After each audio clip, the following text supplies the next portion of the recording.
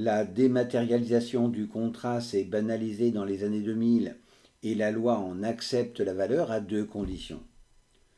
Que les parties en aient accepté le principe, cet accord étant acquis pour les professionnels dès qu'ils transmettent leur adresse mail à leur partenaire en affaires, mais il faudra recueillir l'accord express au principe du contrat électronique pour les particuliers.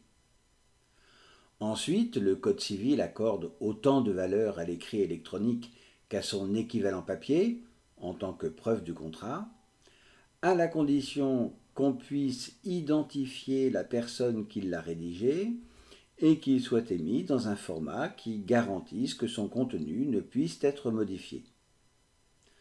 En effet, imaginons que A veuille faire parvenir un document électronique à B qui constate leur accord. Une fois le document parvenu à B, comment peut-il être sûr de l'origine de ce document et que celui-ci est bien identique à celui que A a rédigé? Pour résoudre ces deux points, la signature électronique est l'équivalent de son homologue manuscrite et consiste à crypter le document.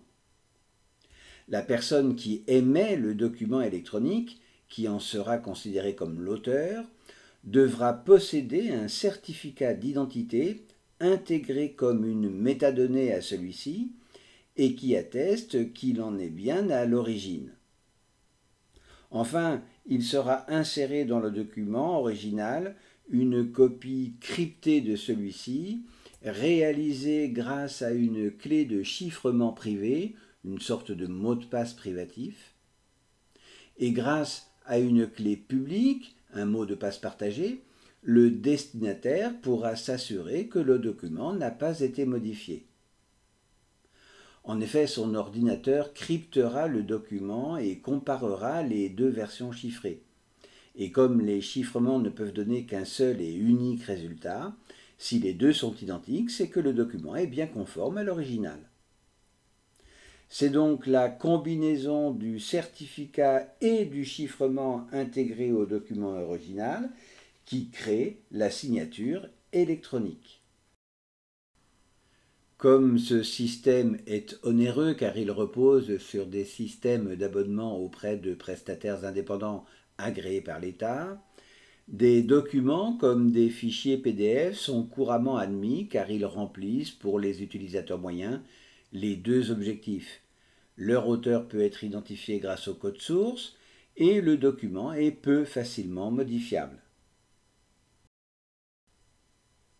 L'offre commerciale électronique passe souvent par des plateformes numériques de mise en relation pour l'échange de biens ou de services comme les leaders actuels, Amazon ou Le Bon Coin, ou les sites internet des professionnels en question. Or, dès que ceux-ci agissent en tant que professionnels, la loi pour la confiance en l'économie numérique de 2004 leur impose des mentions légales ou d'informations obligatoires qui doivent être rédigées en français et toujours accessibles facilement. La première mention légale concerne le responsable du contenu, le propriétaire de l'espace en ligne ou l'un de ses collaborateurs désignés comme tel, qui répondra devant la loi et les tribunaux de toutes les réclamations des usagers, des concurrents, voire des condamnations en raison d'un contenu illicite. Mais aussi la mention de l'hébergeur et, s'il est différent de l'éditeur, son identification complète afin que les usagers puissent signaler un contenu illicite qui les obligerait dès lors à prendre des mesures techniques nécessaires afin de les rendre inaccessibles au grand public. Pour résumer la notion de contrat électronique, celui-ci doit intervenir après l'accord préalable des parties. Si le contrat est proposé sur le web par un professionnel, celui-ci doit rédiger des mentions légales afin de s'identifier. Le contrat peut être prouvé soit par signature électronique, soit par la remise d'un fichier PDF. Enfin, il est à noter qu'entre professionnels, un contrat par simple échange de mails est tout à fait possible, les règles en matière de droit commercial étant différentes.